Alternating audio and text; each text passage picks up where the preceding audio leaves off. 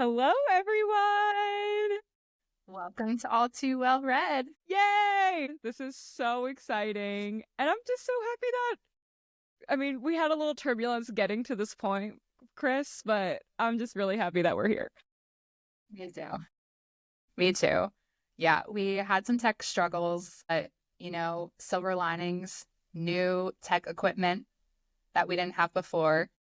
So it's extra special, to be able to do this. It feels like a long time coming as well. I feel like this is something we've talked about and played around with the idea of. I feel like I remember when we finished ACOTAR and wanted to start Throne of Glass, we kind of mentioned the idea of a podcast. And now we're here a year later. It's been a long time coming, but it's me and you. Okay, I'm done. So excited because, yes, it has been a long time coming. And we're just really excited to be here and welcome y'all to this show. Welcome to All Too Well Read. A couple of your, Swifty besties that are here to read everything and feel everything. Chris and I have been, I don't know if y'all know Marco Polo, but we have been dedicated, disciplined, very consistent with Marco Polo for, I want to say almost, it's been on and off for a while, but definitely this last year, talking about books and, ACOTAR kind of starting us off, and it's kind of just taken root in all the ways. And now to be here officially just taking the conversations we have literally every single day and now actually creating content with it is huge. So this is really, really exciting. But maybe to start us off, we can just do some brief introductions, because for those that know me, this isn't my first rodeo. This is like my 20,000 millionth podcast, which is what it is. But for Chris, this is new. So I want to take some time for Chris to introduce herself. But for those that don't know me, my name is Megan. I live in the high desert in California. We are long distance besties, but we met in New Jersey, where we're both from, when we were working at a coffee shop. Shout out to Cloveberry. And who knew that all these years later, Chris has always just been like the dearest friend of mine, her little Pisces heart, always just being like my little dreamer friend. We've been friends now for over 10 years, and to be able to do this with you is just the sweetest. I've loved books for a very long time, but like the majority of the collective, my love of reading really was ignited again with ACOTAR, and now it's become my whole personality, and it's just taken over my whole life, and it's all I want to talk about. It's all I want to do is just read and write and chat about it with friends. And I know reading and sharing these stories, even for the two of us, has brought us so much closer and just really ignited this new era of our own friendship. And I know we just want to bring it, everyone else, because I think having book besties is the best gift that you could ever have. Yeah. So yeah, Chris, take it away. My name is Christiana. You are all welcome to refer to me as Chris because it's so much easier. Yeah, sorry. That's fine. I can't help it. Whatever the world wants to call me, that is who I am. I live in North Carolina, so our friendship is a long distance friendship, but we became friends, yes, back in New Jersey, which we're both from. I have been a little reader since I've been a kid.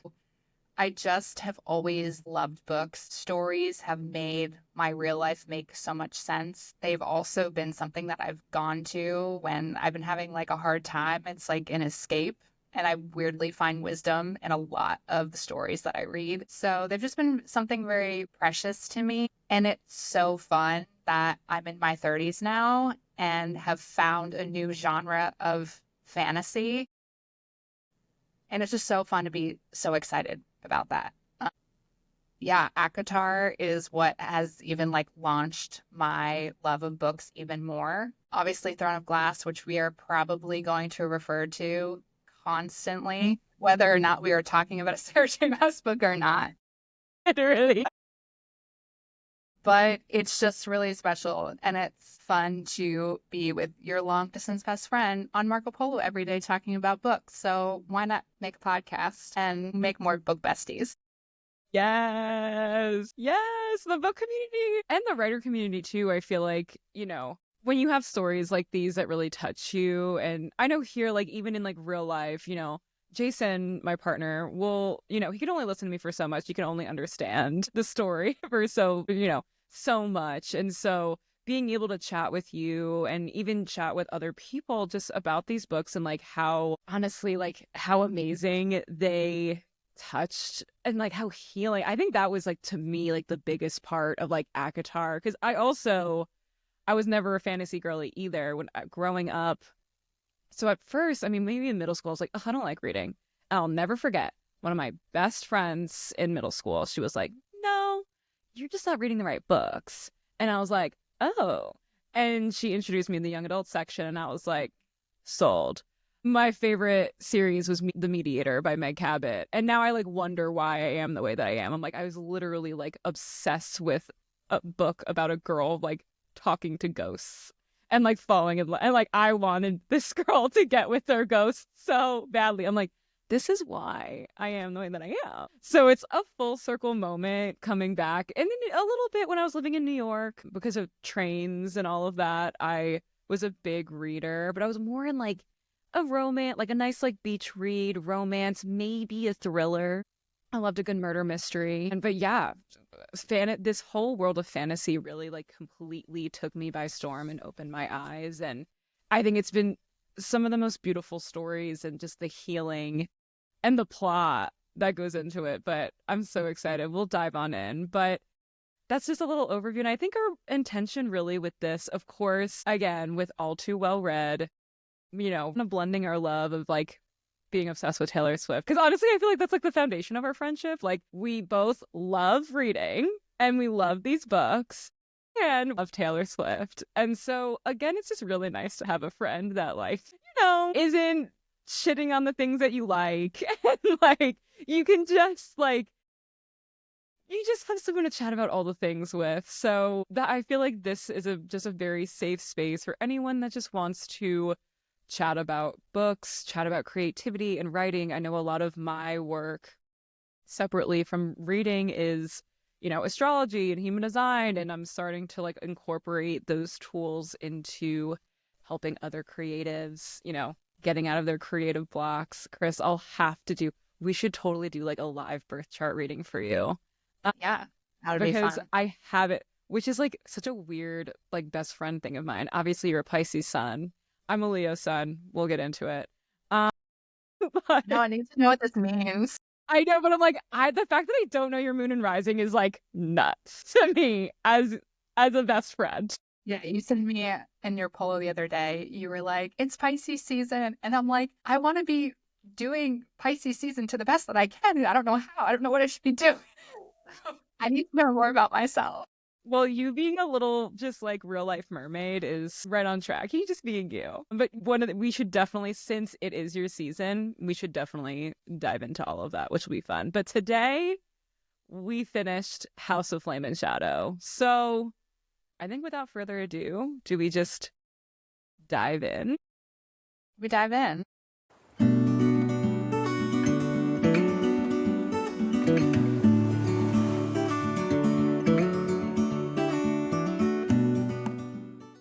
Let's dive in. Okay, so how these are going to go, some of our episodes are going to be book reviews. So like when Chris and I finish a book, we'll come on and just chat about it, chat about what we love, what we didn't love, and all of those things. And then other episodes will be more about the creative process, updates of like what we're reading about, and then maybe diving into some other like creative practices and things like that. And so today we're diving into House and Flame and Shadow. Another really great episode. Because now that we officially finished the Massiverse, that will be another episode as an example, just so you guys know what to expect. We started Crescent City in December. We were finally finished. And it is crazy to think about the fact that in that last year, we have done all the Sarah J. Maas books. And we'll have to do a Throne of Glass recap one day for sure. But yeah, it feels good. And it feels fun to be able to start this podcast talking about House of Flame and Shadow and Crystal City. Yeah, I know it is trippy because it was around this time last year. I think it was January of 2023, 2024. What year is it? Jesus. 2024. We started ACOTAR, and then by February, it took around a year for us to go through the Massiverse. It does feel like I feel like it's very poetic for us to like have our first episode be like the conclusion of this journey, but we definitely will be doing a reread of Throne of Glass and recapping all of it because how can we not? And then whenever ACOTAR 6 comes out, I'm sure we'll probably do another recap and a reread of those. So let's dive in. So, House of Flame and Shadow, I think overall for me, it was a very like love-hate relationship. I feel like with how House of Sky and Breath ended, I remember us kind of just being like, there's no room for Sarah to fuck this up. Just because like ending with worlds colliding with, obviously, I don't think I have to say this is a spoiler. This is a book review. We're going to talk about things in the book. But like having Crescent City World collide with ACOTAR World and us literally like seeing our friends again, I'm like, how can House of Flame and Shadow be bad? And I'm not saying that it was bad, but the community we've gone like has so much to say about this book. So going into it, I was nervous because I'm like, damn, like I know this book isn't like, loved by the community, but with how House and Sky and Breath ended, I feel like I was like, there's no room for it to like fuck up, right? And I think when you read through it and where we started, I was like, okay, I think I had a love-hate relationship with this book. How would you overall feel? Yeah, I agree. I think the book community overall talking about how this book did not land for them or was not it was like a scary thought because, yeah, like this can't be bad, especially because the first two books were so good to me. Yeah. Just like even reflecting back on House of Earth and Blood. Yeah. That's what it is, right? Yeah. Guessing. Just like it was a little bit more elevated fantasy, maybe, than the previous two series done by Sarah J. Maas, in my opinion. And I had a lot of appreciation for the first book. I felt like a lot of people kind of was like, oh, the first book, it's like hard, or I DNF'd it, or I just don't like, I'm not into it. And I really loved the first book. And then Sky and Breath, I also really loved. So when it came to the third book, there were things that I liked. There were things that I enjoyed. I did feel maybe a little disappointed, or it felt a little bit chaotic and maybe unorganized or not as fine-tuned as the first two. 1,000%. I mirror you with like, because I think that was the expectation, right? It was like, because I agree. The first book I also thought was great. Yes, I know everyone jokes about those first 100 pages in the world building, and like, I get it. I was also there, but the second everything happened with Danica, I was in. Like, I was in and I was captivated the entire time. Same thing with House and Sky and Breath. Like, I was in it, and like, even throughout the whole story, minus the Emil part, you know what I mean? Like, I was still in it. I still loved the book, Not a 5-star read, but like, I think we rated it like 4.8, I want to say, 4.7. So my expectations here, I was nervous, obviously, with how, and when we started to read, I could understand. It did feel rushed. It felt like the typical last 150 pages of a Sarah J. Maas book was just the entire book throughout. And I think that's what made it exhausting. Though I still, by the end, I really like the ending, I think saved it for both of us. But like the chaos that was just happening throughout the entire thing and how long it was. Like the fact that the first part, and maybe I'm jumping ahead of myself because I wanted to start off with what worked for me. But like the fact that the part one was literally spent underground fighting with friends that I like desperately wanted them to just get along. It was just like heartbreaking. But anyway, before I think we get into all of that, I guess maybe we to start off with our expectations and then let's go into like what was working. Like what did work for you in this? When we ended the second book and we were in ACOTAR world, I got so excited. So while the time in the tunnel with Nesta and Azrael is a complicated thing for me in terms of lots of things, but it really worked for me, I guess, the colliding of worlds and the star sword over here in this world and the truth teller over here in this world and like all of these made objects and just like the weaving of all of that together was special to me. Even like the 8-point star thing in, on Nesta's side and then in Bryce's side. For me, colliding those worlds did work. Now, will they continue to work? I don't know. And it felt a little bumpy, but I'm a huge fan. I'm a huge fan of the overlap. So I'm really happy she did that. I agree. I loved it. I think for me, the colliding of worlds, especially when I realized, because I think the colliding of worlds had us then also think about ACOTAR. And I think the biggest thing about ACOTAR when it comes to the sixth book, everyone's like, oh, this is going to be Elaine's book, like yada, yada, yada, in terms of like the plot of it all. And when Crescent City and ACOTAR collided, I'm like, this gives an entirely new meaning to the plot of ACOTAR.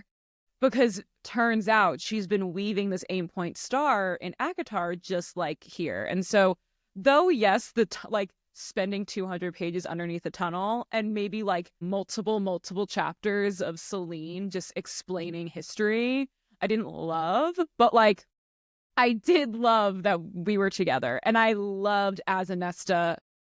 I guess Nesta and Cassian at the end. Like, I love that, like, we were able to have that resolve for sure. So that definitely worked for me as well, and got me even more excited for ACOTAR and LOLing at all of the Nesta haters because, like, Nesta's story now is completely just got like a whole new twist, and like that girl's not going anywhere. I'm like really interested to see. I think ACOTAR 6 is going to be more of a like multiple POV kind of like Crescent City and Throne of Glass, where we have like 6 or 7 fucking points of view all the time, which sometimes can be confusing. The only thing I wish is that she would give us maybe like a little page break sometimes so I can track what we're doing. But like besides that, I'm actually really, really excited because I think this whole thing is going to lead to so much more. And I think maybe the two worlds, this is me clowning, but I think maybe now the plot in ACOTAR might continue to feed the plot of Crescent City, because now the only like unresolved thing is like Therian. But again, that's later. I think the other thing that really worked for me though is Rune and Lydia. Like Lydia's storyline for me like carried this book, especially because I was so annoyed with Bryce the majority of this book. Rune and Lydia especially, her storyline completely carried me, in my opinion. Like, finding out she has sons and, like, all of this shit and just, like, all of her, like, background of, like, how she became Agent Daybright and, like, all of this, I just thought was so good. And also Rune, and her, like, finally getting together and even just, like, the breaking out of the dungeons, like she just truly like was that girl in this book, and I really loved it.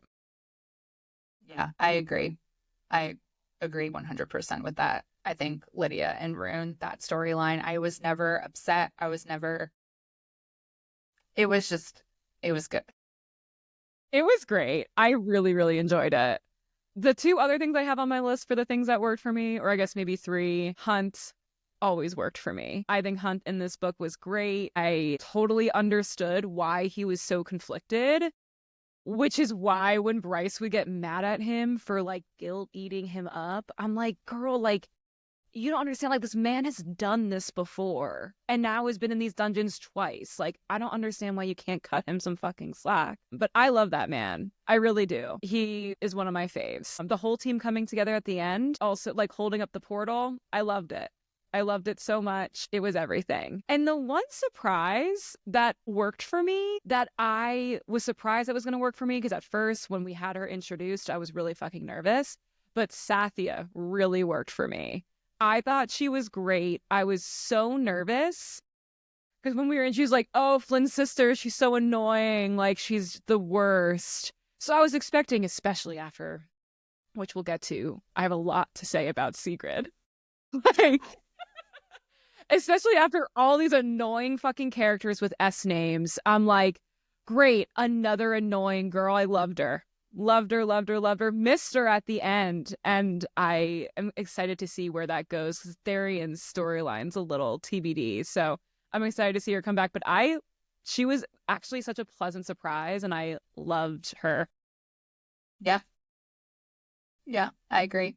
She did not turn out to be as I thought she was going to be. So I'm a fan. I can't wait to see how her character develops in the next book, the last book. I don't know. I know. I guess this would be the last book of Crescent City, is the only thing, like House of Many Waters. Mm-hmm.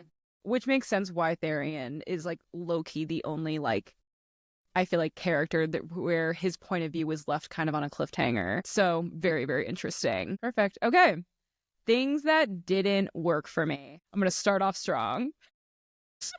talk about Sigrid. Fuck that girl.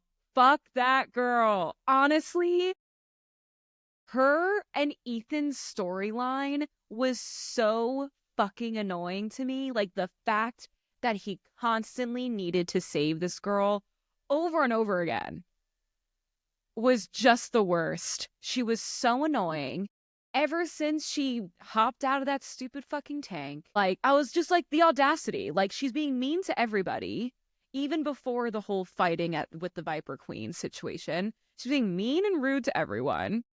And I'm like, this man just, like, you could have been rotting in your tank, but this man decided to come and save you. So, like, can we at least just, like, be nice? And then Ethan's, like, being all guilty because he killed Sigrid. She was gonna kill him. Literally, she was gonna have no remorse. She was gonna beat that man's ass and try her darnest to kill Ethan. But the fact that he killed her, like, ate him alive. And then everything was Sigrid at the end when she sucked that fucking soul out of the Prime. I was like, you dirty fucking bitch. Like, I always knew you were the worst. And now it just confirms that you're the worst. And the fact that she's disappeared pisses me off, because this girl won't leave me the fuck alone. And I hate her character. And I just hate everything about her. Yeah, it was frustrating because when she was alive, she was annoying. And then the fact, like, after she died and we had to spend so much time being like, we need to resurrect her. I need a necromancer. We need to, like, bring her back. And the whole time it's like, yo, you're supposed to be the next leader of this wolf pack situation. Like, hello, this is so obvious. This is so obvious. You were calling it since book 1. Literally House of Earth and Blood. I think you were like, yeah, Ethan's, like, going to be Prime. And I'm like, you're so right. And so by this book, it was so painfully obvious that he just needed to lead. It was like, it was painful. Yeah. It was painful. Yep. It was. So that whole storyline felt extremely chaotic. And by this book, Flame and Shadow, every time we switched to Ethan's POV, I was like, ugh. But not only that, and I'm just going to, like, add to it, the thing with Therion as well, the whole book and his chaos of, like, I'm with the River Queen. I don't like it here. Now I'm with the Viper Queen. This isn't fun either. Now I'm pissing off the Ocean Queen. And, like, I was just like, why? Why? Like, we didn't have to do all of these things. We didn't have to do all of these things. So between Ethan and Therian, plus Bryce's bratty era, which we can talk about, what didn't work for me was disliking all of our characters other than Rune and Lydia. And the only thing I can think of is that all of these Therian things will is like building or leaving something for the House of Many Waters in some way where it will all make a little bit more sense. Why? I don't know. I need that resolved though, because it's a shit show and I wasn't about it. I can't agree with you enough. Like, if anyone needed, and I think maybe they tried to do an intervention when they were all with the Viper Queen for Therian, but like, the man really needed like multiple interventions. Like, especially then at the end when he was like, they were talking to the Ocean Queen again. No, the River Queen. And the daughter came in and he's like, you know, if we survive this and you agree to help, like, I'll actually marry your daughter now. I'm like, I literally was about to flip my desk. I'm like, are you kidding me? Like, so you ran away from the River Queen and her daughter because you didn't like her and you didn't like what you were doing, and you caused a mess of chaos the entire time, going from queen to queen, causing all of these enemies for your fucking friends. You know, it's supposed to be besties. Meanwhile, like, him and Ethan being besties, like, makes sense. They're both just struggling to find their, like, way, which is fine, but, like, also not. I need them to get together. But then it's like, and Sathya's right there helping you out, and you're like, yeah, I'll divorce her and marry you. I was like, dude, I'm like, bro, that's not.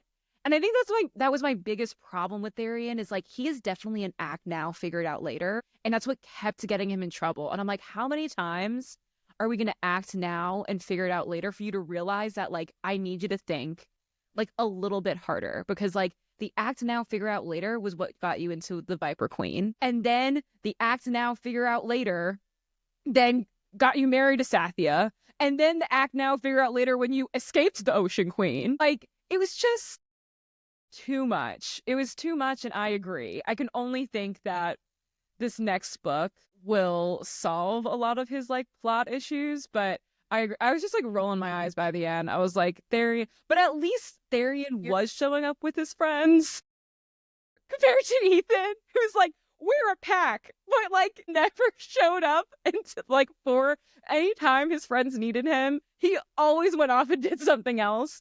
So like, at least Therian like showed up to things compared to Ethan, who like continuously did other shit. Yeah.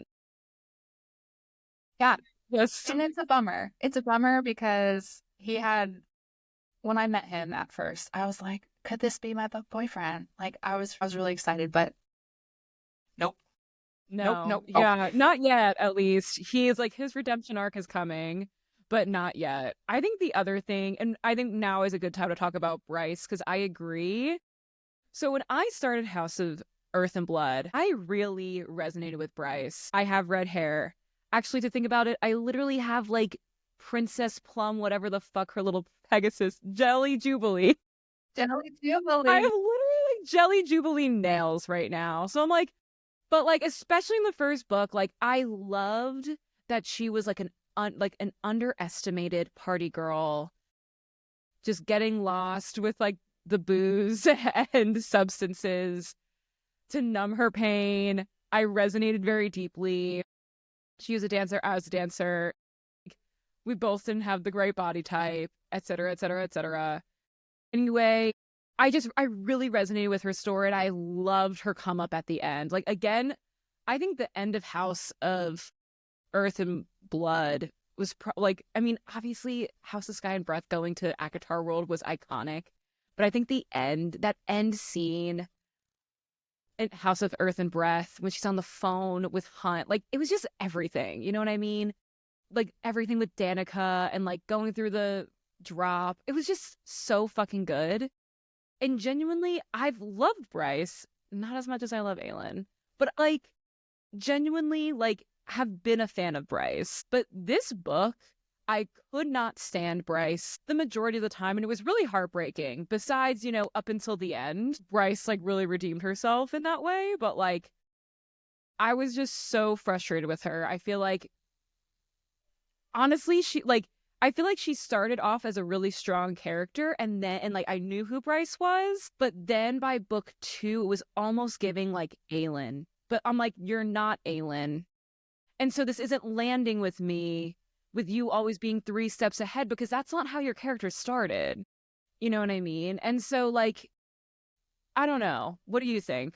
What were your Yeah, thoughts? I think in previous conversations that we've had too, we didn't know Bryce's end game, right? So, like, there were a lot of times where I'm like, this feels like we're trying to be Aelin 2.0, but it's frustrating. She's like coming off bratty rather than confident or something. And like she was just like the Fae don't deserve to be Oh my God, like yeah.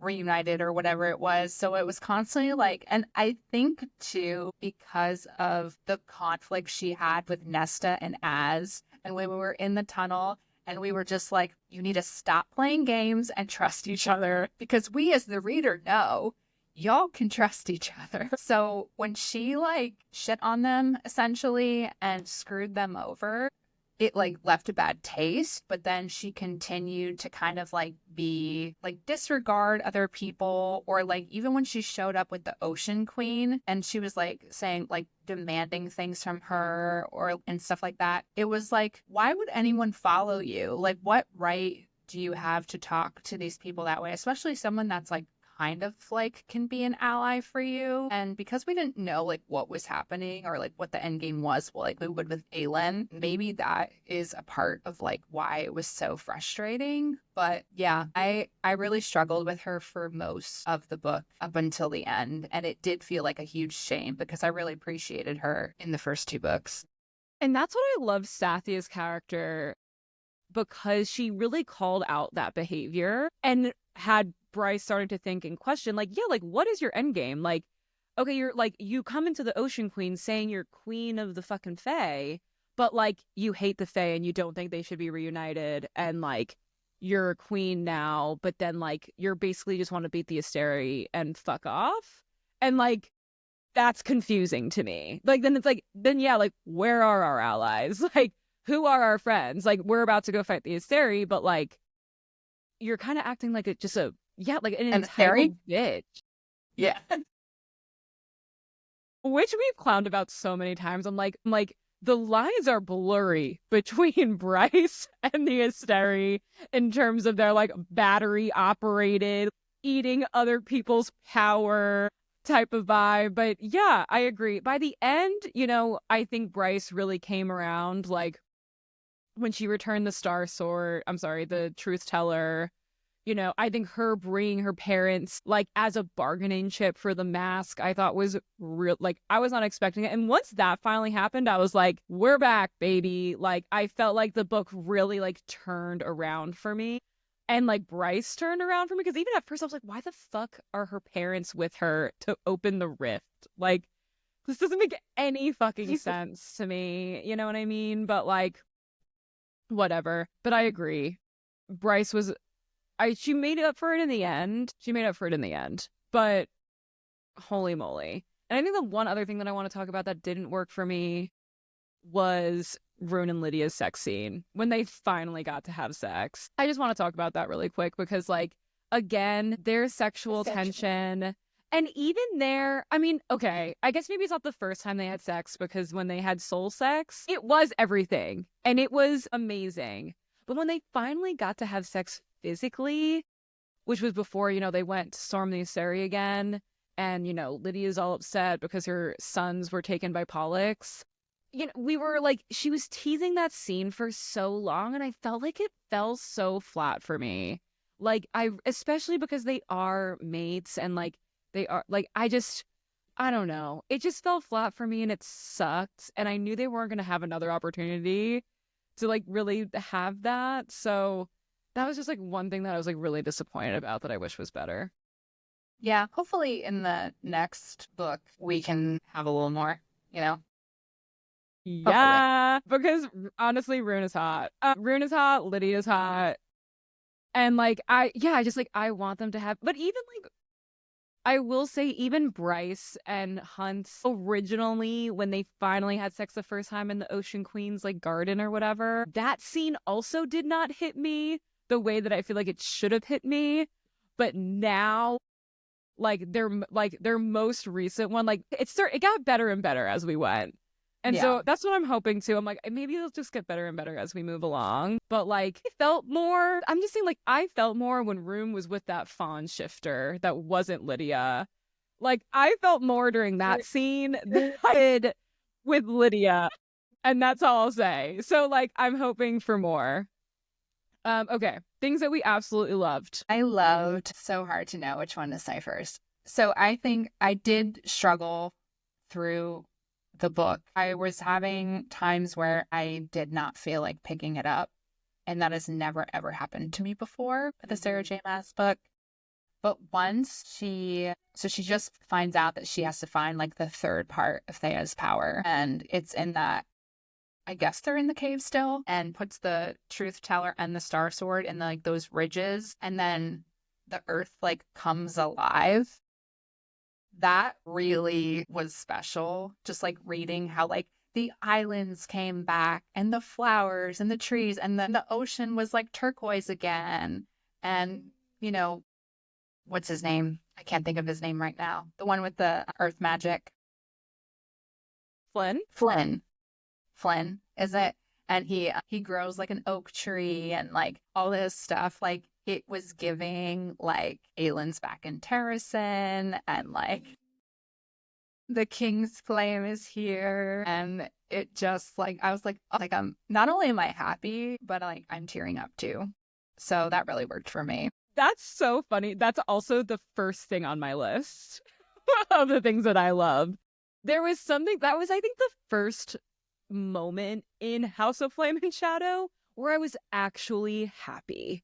I was actually just so happy, and like, it was such a beautiful moment. It really, really was. And it got me so excited because, you know, we spent all this time realizing the parallels between, you know, the prison and Avalon. Avalon. I'm sorry if I'm not pronouncing that correctly. But like, then I'm like, oh my God, I'm so excited now to, when we're back in Akatar world, like find out what happened to the prison, because if Avalon came back to life after she took the star back, that's exactly what happened for the prison. And so I'm really, really excited. It was such a beautiful moment. I also just really, really loved it. It was like, I was like, we finally have peace after like almost like 600 pages of just like frustration and chaos. And also like the both kings dead. Like that was also crazy. I wouldn't say it was the things I absolutely loved, but that part was just like wild. My other thing was the moment with Connor at the end.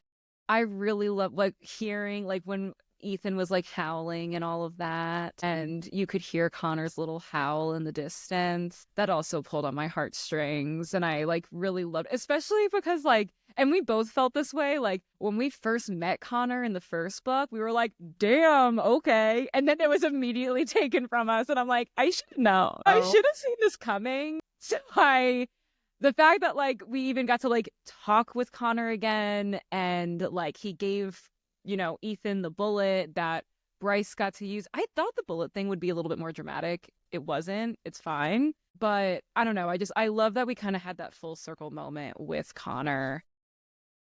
I thought it was really sweet. Yeah, for sure. The other thing that I loved was finding out that Lydia is a descendant of Aelin. When she called her son's name and she said Brannon, I was like, wait a second. And it was like a moment too, and we're going to talk pretty soon about like areas where we clowned hard. Mm-hmm. But I remember when we were reading about Lydia, and her father was like a stag shifter.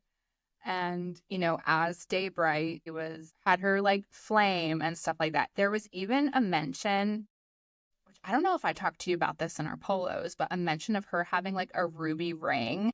And I was I like, remember that. Aelin and Rowan, something happened with like a ruby ring that was like briefly mentioned. Like, and I was like, no, I'm just going crazy. Like, I'm just trying to like. So the moment that not only was like Brandon, but like we actually got confirmation, she's a descendant of the king and the stags and the.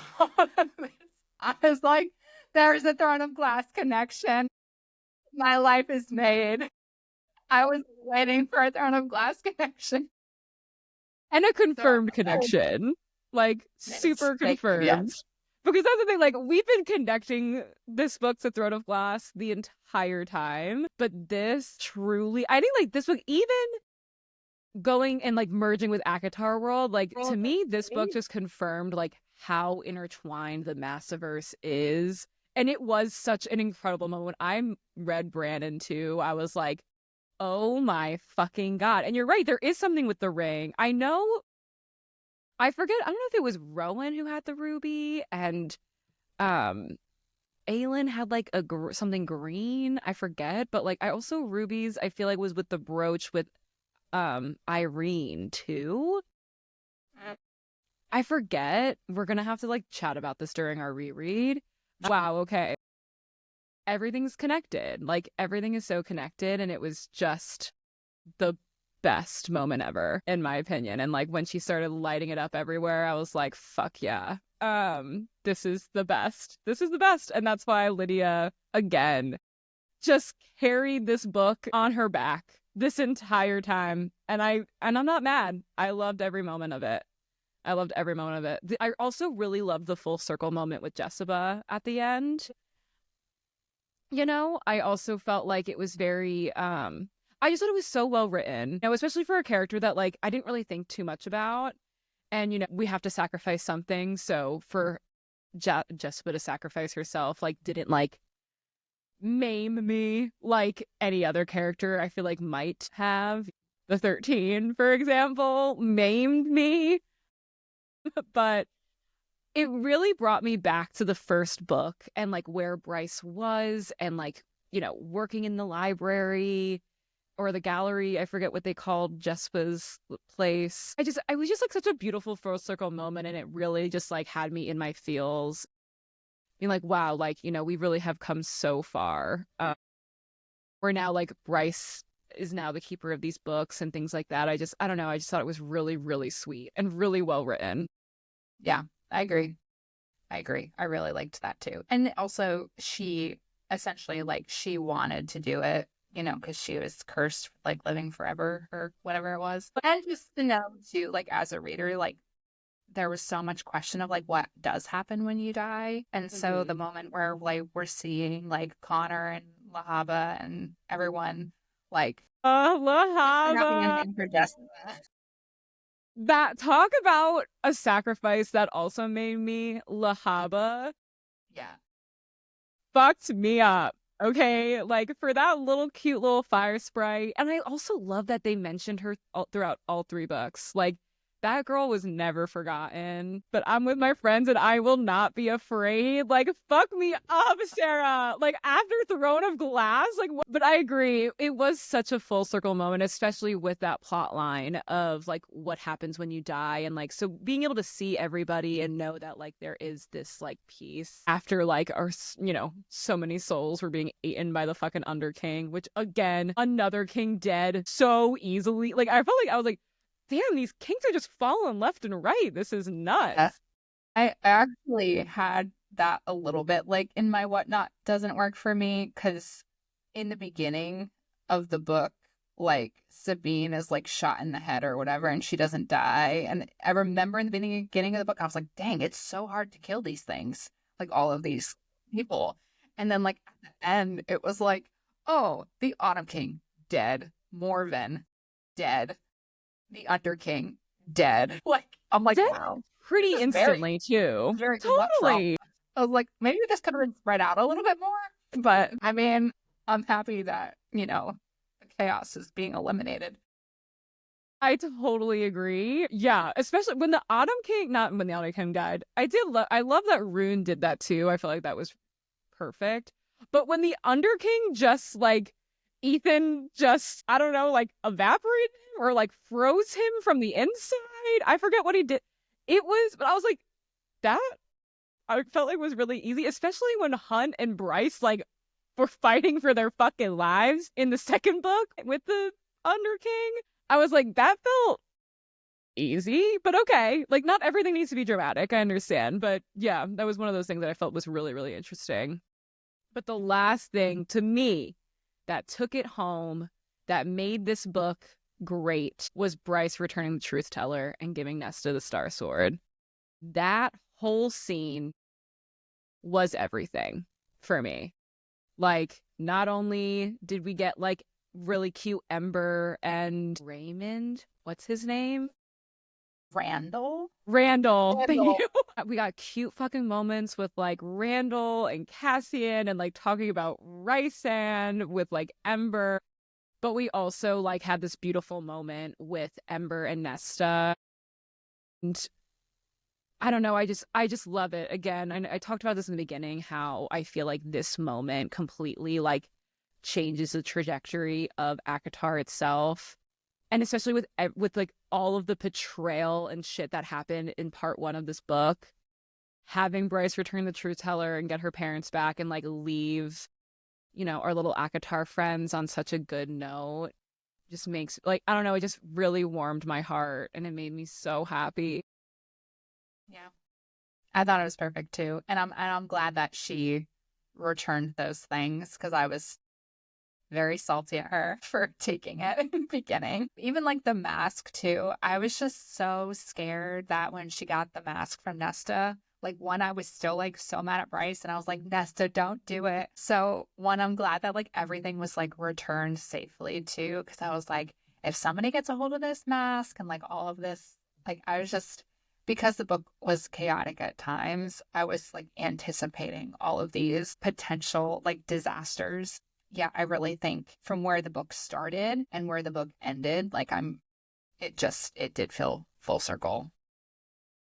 Totally. And like there's like something very satisfying with that, especially with how much chaos. Like that's what I will say, with how much chaos this book did have. I feel like the way that it ended made up for all of it, because she really did wrap everything up. Like, honestly, I felt like this book, like the ending of this felt like it could have been the ending of the series. The fact that like I know that there will probably be a 4th book because we still have the House of Many Waters. But like I felt like this ending was so good. Like it resolved the Asteri. But I was also nervous about that too, especially when Wriglius, again, I don't know if that's pronounced correctly, but it is what it is. Sounds good to me. But with Wriglius, when he was like, you don't know the weapons that you're playing with, I'm like, fuck, fuck, fuck. Like, she doesn't, one. But also I found it to be very interesting that for Bryce, she was just able to take that mask on and off, no problem.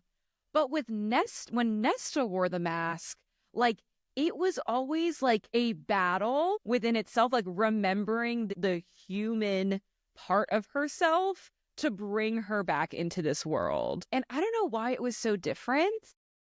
I don't know if we're going to get any clarity in that, but I mean, even with opening up these portals, Aelin had to sacrifice literally everything to open up these portals, and Bryce is just like left and right. I don't know if it's because the horn is within her, but Nesta's also made from the cauldron too. So I think that was the only part where I'm like, okay, Nesta's literally fighting for her life when Azrael did bring up Nyx, and that's what had her drop the mask. I was like, oh, Nesta, I love you. You're so fucking cute, you little softy. You little fucking softy underneath her little heart exterior. Podcast. Yeah, we're Nesta and Rysand friends. Also, I realize I'm saying Rysand the wrong way, but that's just how I'm saying it. I'm really sorry. It's how I read it in the beginning. Sometime I'll slip a Rysand in there. I'm a old habits die screaming, as my queen would say. We will also stand on it. Will always be Manon on this podcast as well. We're not perfect. We're just a couple of girls. You know what I mean? We're literally just girls. So just do us a solid and just let us have this. I'm fucking dead. Okay. Moving on. What are some questions that you still have? Or do you have anything else that you love that we haven't touched on yet? I think we did a good job on what we loved. Okay, cute. So questions that I still have is, where do I want to start? I guess, where do we go from here? Like you said, it feels very tied up for the most part, which feels really good to end on a Sarah J. Maas book on an unfinished series and not be like, oh my gosh, like I feel like we're very blessed that we have never had to deal with a cliffhanger and have to wait for the next book. um, House of Many Waters is probably the name because that's the last house left. But like, what is it going to be about and what makes sense for like one book's worth? So that's like my biggest question. And then like little things like, is the Emil thing actually going to be important? Because if the Emil thing doesn't come back in any way, I'm going to look at the second book completely differently, which was already a point of contention with me is, oh, hey guys, I've actually known where he is this whole time.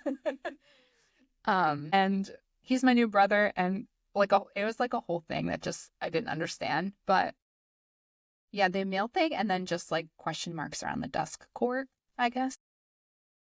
Totally. I mean, you have a lot of my same questions as well. Like, Darian's storyline is the only one that's kind of left open. I completely forgot about Ariadne.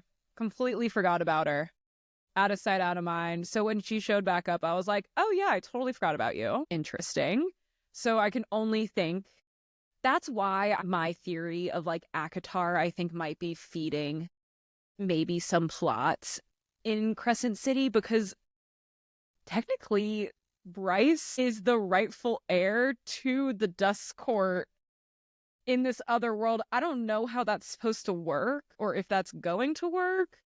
But yeah, I agree. Like, I mean, of course we have the issue of the First Light, but Bryce also ripped apart like queens and hierarchy and shit like that. So I'm like, are there even still houses? That was like another big question of like, okay, so we have Therian's storyline that's a little TBD.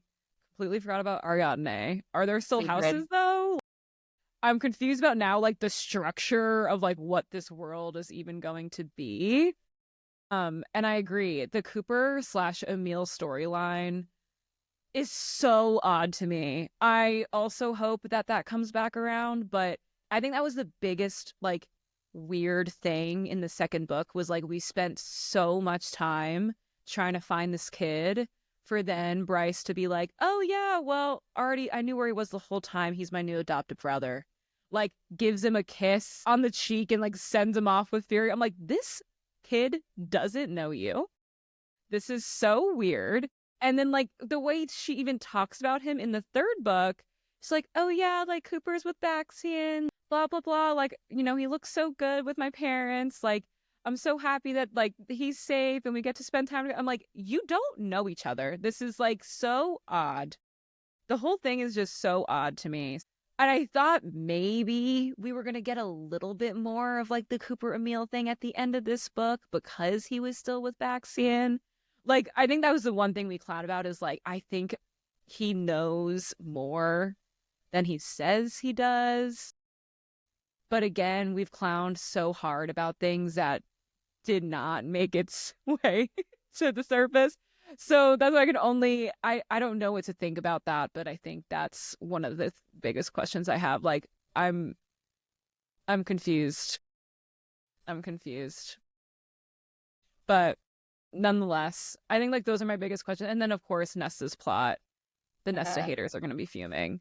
Like to me, like the fact that we have people that skipped Silver Flames and also don't want to read Crescent City and think that they can go into ACOTAR 6 and like be okay, I think they'll be very, very confused. Very confused.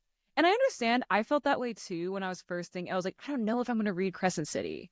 But obviously, after I finished Throne of Glass, it was very much of a no-brainer that I was going to read Crescent City. But to me, like, I don't think you can continue with ACOTAR without reading these other two because literally, we're going to have the Star Sword over here. So I don't know. And the fact that everyone met these characters too. Like they've met Bryce, they've met her parents. I think is just going to be a very interesting situation.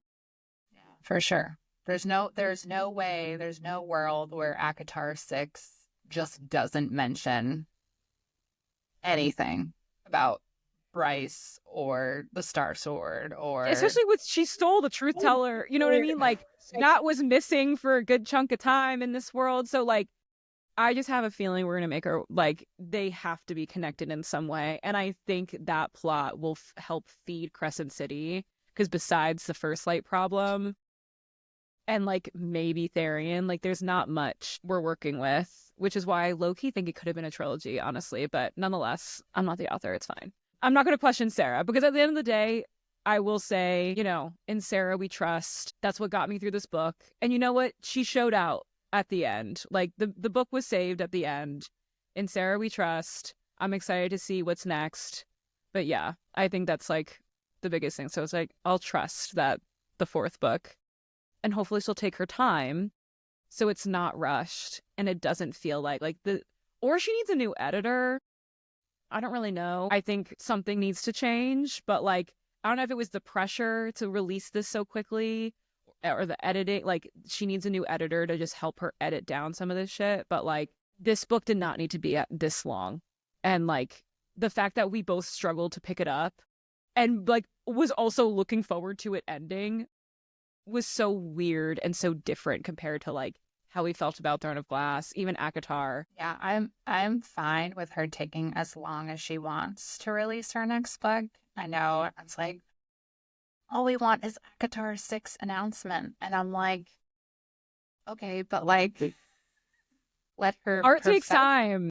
Let her do this, like literally, like we're all complaining about House of Flame and Shadow, right? So like, let's learn our lesson, not pressure. And like, let her take her fucking time so we can actually have good work and not complain about it. Like, I feel like it's not that hard to understand. Yeah. It's kind of the same thing to just like mention Taylor Swift. Like, just kind of the same thing with like the fans. And she's like, and the crowd was chanting more. And like, people have been demanding Reputation and clowning for Reputation. I've been clowning for Reputation for over a year. But like, just like, okay, but when's the next thing? Like, okay, but when's the next thing? And it's just like, I can't even imagine being under that pressure. Me neither. Honestly, it's a lot. And I think House of Flame and Shadow is a great example of what happens when a person is under so much pressure and deadline and just need to produce work. And now we see it's like, okay, well, she wrote the book. It was published. And you know what? Like, it wasn't the best experience. And maybe if she had more time to sit with it and flesh out certain plot points and all of that, like we would have gotten maybe a more succinct, less frustrating and chaotic story. Maybe, right? It's like what ifs, but I agree. This girl can take as long as she wants. Even when she announced the paperback version of House and Flame and Shadow and everyone was up in arms, I was like, what? I'm so excited because I was hunting for that, not realizing that it wasn't released yet. To the fact that like I now have a version, but it's like India and it doesn't look the same. So I'm like, I need a return. But I was like, no, I'm excited that this is what the announcement is. I don't know. Like, I think everyone needs to calm down. As again, our queen would say. Literally. Okay, but this is gonna be the fun part. I want to talk about clowning, our biggest clowns. Do you want to start? I have a few things.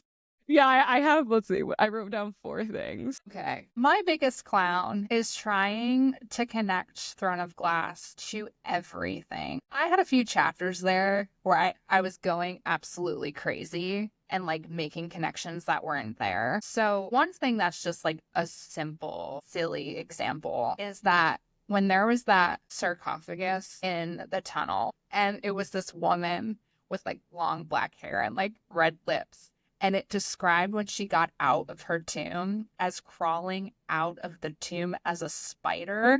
I was like, it's Maeve. And I was just like, I was convinced it was Maeve. And then she had a different name. And I was like, maybe it's not Maeve. But like I had these like just like strong reactions throughout reading where I was not paying enough attention to the story and I was trying to make a Throne of Glass connection. Even like the Asteri in general, I was like kind of like clowning like, are these like the gods that got sent, that Aelin like sent into a portal of whatever? Are they like Valg? Because as I was like reading, I felt like there was like hints and clues like pointing to both.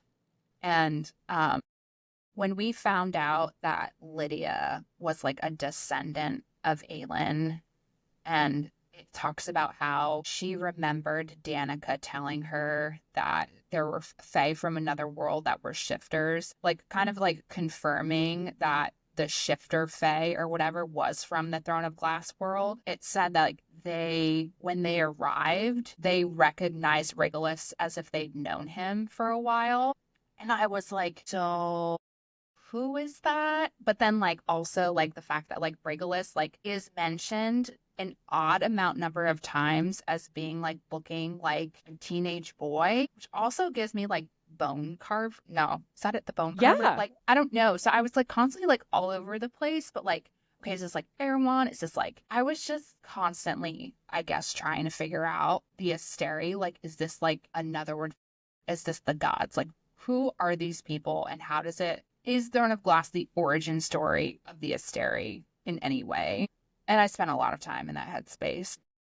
Blame you? Because, like, to me, like, when you would share, like, I'm clowning, I'm like, I don't even think you're clowning. Like, I think there's very clear intention that, like, they are kind of similar. I mean, I even remember, like, Aelin, oh my God. I even remember Bryce talking to Nessa, like, wondering, like, do my gods follow me to this world? Or, like, there was so many talks about the gods. I mean, we have the Valg and their collars, and then we have the Asteri with the crowns. Like, there's so many parallels. The spider thing, and I also thought she was Maeve, and then it was a different name, but it's like maybe like, but even with the Underking and saying like their Erd goddess, back in the day from where he comes from, they talked about and called her Word. Like, oh, I don't know, the fucking word marks, bro. So like, I don't think you're necessarily clowning. Like, I just think that it's a fact. Like, and maybe it might not be a confirmed fact, but like I do think they're all weirdly connected. I mean, the Asteri also knowing that like they literally were going to all of these different worlds to like eat up other people. I mean, that's like what the Valg were doing. Like they were eating up their hosts, right? And like the people that like they couldn't host in, they just like literally left them as like shells of beings, right? So like I don't think that's like a big like it is a big clown, but I don't think it's actually a clown because I think not an irrational one. Yeah, it's not an irrational clown. What an irrational clown is that I was LOLing by the end is us thinking that Maas and Bryce were mates and that Hunt was gonna I had that die. written down too. I'm so glad we can talk. Girl, like the way that we were clowning and like, especially by the end, because like, we had the story of this clown originally came from, the Thea and Ados story, right? When Thea opened up the portal and found her way to Ados, like, they were like, okay, like, we're mates. We found each other between worlds. And so when Bryce does it, she ends up in Akatar world with Azriel. And we come to find, like, we think the Star Sword kind of, like, took its own liberties to find its way back to the Truth Teller. But for a minute, let me fucking tell you, I was clowning like no one's business. I'm like, okay, Hunt's gonna die somehow. Especially like when we got all of the like, you were bred for this and like all that stuff from, Death. hell. Yes, God of death, like all this stuff. Like I'm like, okay, is he going to sacrifice himself in some way? And then, because as the theory there is that his mate was Raisan's sister. So I'm like, oh, are we gonna have two people like with dead mates, perhaps? And like the only people that could like understand that type of pain is Az and Bryce. But we took a knee on that one because yeah, by the end, Hunt didn't die. Also, I felt like read articles of Sarah J. Maas confirming for sure that Hunt and Bryce are mates. So, period. Stop. Like full stop. So that was a big clown for me. But I do think there is some connection that I'm interested in finding out about. Maybe we'll find that out in ACOTAR with like how Azrael got the truth teller in the first place and like how he is connected to this other world. Yeah, I agree. Literally have Hunt dying and Azrael being Bryce is true. Yeah, it was a big clown for us. I would say the other two that we don't have to talk too much about, but the other two that I think I clowned about was Fury having a bigger role to play than she did. Like I was constantly waiting for like a big plot twist moment with Fury, and it just like even Fury not coming to the like I'm like, why isn't Fury coming to this fight? Like why is she staying back on Avalon? It doesn't make a lot of sense. I get that she needed like also people in charge to help people when they get to Avalon. So Baxian and Fury, I guess, make a good pair in that way. I just like was waiting for Fury to like be a badass in some way. I'm not saying that she's not a badass, but I was just waiting for her to have a bigger role than she did. And she just never really did. I was also waiting for Ember to fuck up everything. Like I was really waiting for her to just fuck everything up. And actually, she has one of my favorite moments in the book. So clowned around there too. Yeah, for sure. I thought Ember, like there was more going on with her in terms of like, I don't know, powers. I don't know how to say it, but I literally thought like we're gonna find a big reveal about Ember too. So, because her name was just really curious, like Ember. It was just, and like whenever they were talking about like flame and shadow and like all this stuff, I'm like, this is just an interesting name that's making me like distracted. And maybe we will have more, especially because I know like there's this whole backstory with her and Solas and like the priestesses and all of that stuff. So like I agree. I feel like there's like a lot that we still don't know. But yeah, it's her in the beginning of this book, or I forget if it was in the beginning of House and Flame and Brett. No, I think it was the second book. She was really annoying me. And I'm like, I was just waiting for this woman to fuck everything up somehow. But luckily, she was just, a concerned mother and everything was fine. And then she had one of my favorite moments of the book. But yeah, I think that's my biggest thing. Okay. Book boyfriend time. Book boyfriend time. Who is your book boyfriend? Rune. It was Rune. Rune never, like, I guess Hunt didn't either, but like, I never had a moment in this whole series where I was like upset with Rune or frustrated with Rune. I feel like especially like in the beginning books, he was just like a really good, solid ally, cared about his sister. He was doing the right thing. He was a good guy. I learned the lip ring, tongue ring thing. All about it. I didn't know. It worked for me. Know. Revelation. So yeah, I don't know. And I felt more interested in his vibe, I guess, with like his chemistry with Lydia too, or like Day before we knew it was Lydia, even though we clowned that it was Lydia and we knew it from the beginning. We can pat ourselves. We did. However, there was a moment where we thought it was Ember. I will say. However, once things got a little sexy, we were like, nah, this ain't it.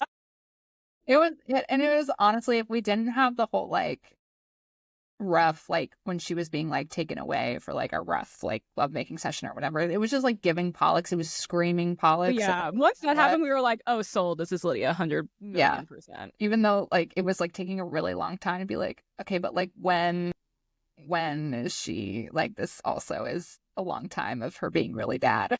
But I agree. I love Rune. Truly, I think he's the strongest character of this whole book. Like, and it is a hard one for me because I also don't think Hunt gets enough credit in the Sarah J. Maas world and like the book boyfriend universe. Like, he does not get like really any clout, and like I've always loved being in his point of view. I like love him in general. I love how much he loves Bryce. You know what I mean? Like, yes, there was moments in the first book where, like, you know, he wasn't always on board with Bryce, and I was like, I need this man to get on board. But ever since book 2 and onwards, like, I don't think Hun gets enough credit. However, Rune does take the cake for me in terms of being book boyfriend. He's kind, he's caring, he's hot as fuck.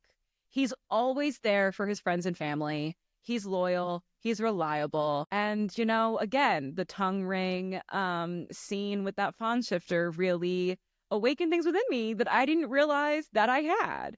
And I love a book boyfriend teaching me new things that I didn't know about myself. LOL. All in all, I think Hun truly, like, deserves more props in terms of, like, book boyfriend. He does not get enough. Rune is Rune, though, I will say. And, like, that's all to say about that without bordering on to being too inappropriate. But what I wrote down, I can't say out loud, so I'm not going to. Maybe we just need to, like, get a few podcasts in. I We'll know. be a little bit more I'm like, or like a glass of wine. Maybe I'll do this with a glass of wine next time. But okay, favorite lines, and then I think we go into our rating. So my favorite line, because it, like, surprised me, was, "I'm your motherfucking executioner." I also loved that part. It was giving Aelin when she was like, "I am a god." You know what I mean? It was like, it was kind of like giving that. So I don't remember. I was like eating like a donut or something. And I remember just like reading it. I was like stuffing my face, like reading it and being like just dropping everything and being like, oh my God. I liked it. I liked it. It took me as well. I totally agree. It was such a badass moment. I loved it.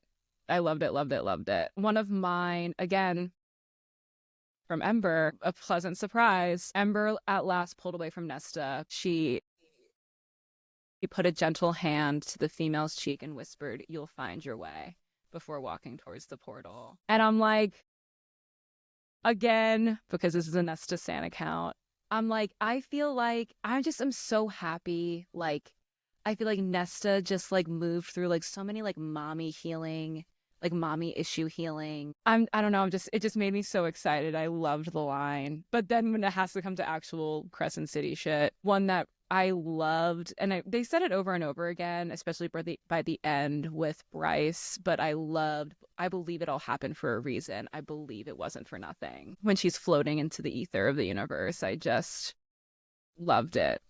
I loved it. I just felt like it was so perfect and encapsulated everything. What do you rate House of Flame and Shadow? I think that I rate it out of 5 stars, if we're allowed to do half ratings and things like that. It's our podcast. We can do whatever we want.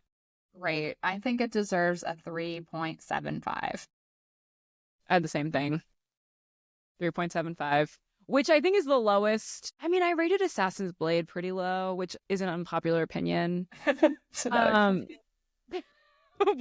that's another story for another day. I mean, by the end, Assassin's Blade was great, but like, I agree. Like, I think on a whole star system, like in Goodreads, I rated Assassin's Blade as 3 stars.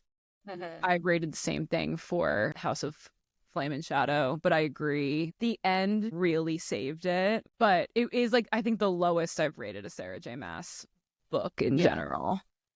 Because Assassin's Blade was way better than this, if I'm going to compare the two. Oh, I think this might be better for me than Assassin's Blade still, which is probably unpopular. I don't think it's that unpopular because low-key, I think you're right. And I think I take back what I just just because of, like, I don't know, to me Assassin's Blade was so slow. You know what I mean? It's the length too. Like, I think that could be hard to determine, right? Because like this book was so long, and Assassin's Blade was like an easy read. Yeah. I feel like. And so, like, I don't know. But with this book, it's like the thing that carried it for me was like Lydia and then the Akatar friends. That's like the only thing that I really lived for. So take that out and yikes. I agree. But this was really fun. This is really, really fun. Okay, I think this like concludes our episode. I can't believe we're done with the Massiverse, which is just like nuts. I know. It feels good. It feels weird, but we're on to other exciting things. To the next fantasy. Which is Fourth Wing. Chris has read Fourth Wing, the first 2 books. I have not. I just did not get to it last year. And I knew Onyx Storm was coming out, so I was like, you know what? When Onyx Storm comes out, I'll go and I'll start it. Our next book review will be Fourth Wing, and we'll go through each of the books together. So we'll do Fourth Wing, Iron Flame, and Onyx Storm, which I'm really excited. I'm 5 chapters in, and at first I was like literally thinking about Throne of Glass the entire time and being like, Megan, like you have to focus. Like now we're not even kind of clowning about Throne of Glass is not it's not applicable anymore. Right.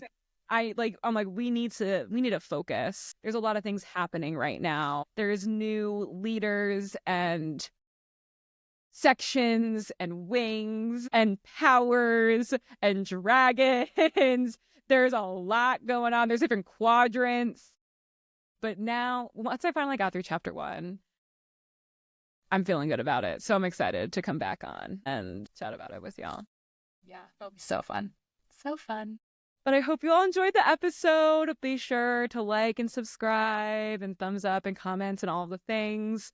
We'll be coming at you, I think, bi-weekly, but of course, like, we'll keep you posted if that changes. One being a book review and then the other one being a more general discussion, either it being about the Massiverse or Taylor Swift or the creative process or diving into creativity, diving into astrology. We're kind of like bridging all of our things together. We're also both writers, and so we very much will be talking about the creative process and kind of like finding our love of words again too, because that's kind of been a journey that Chris and I have been on for a hot minute. That we're kind of finally like coming back, you know, seeing the light at the end of the tunnel a little bit there, which is really exciting. So it is. And we won't always do fantasy. You know, sometimes we'll pick up like a contemporary romance or something. So if, you know, you're a fan of other genres, we're here for that too. And excited to talk about it. We're always here for a continual list of a TBR. So if you guys want us to chat about a book that we haven't chatted about yet, leave a comment and we'll put it into the rotation. Right now, we're just in our fantasy era. We do love to do a palette cleanser. So like we did do a contemporary romance in between House of Flame and Shadow and Fourth Wing. So I don't know if we'll do a whole episode on Paradise Problem, but I think we'll probably talk about it briefly in the next one. But we love a lover of all things. If a book has made you feel something deeply and you want us to touch on it, please share that with us, because I love connecting with books. So, and we like always need new recs. So until next time, we'll talk soon. Thank you for joining us. Bye.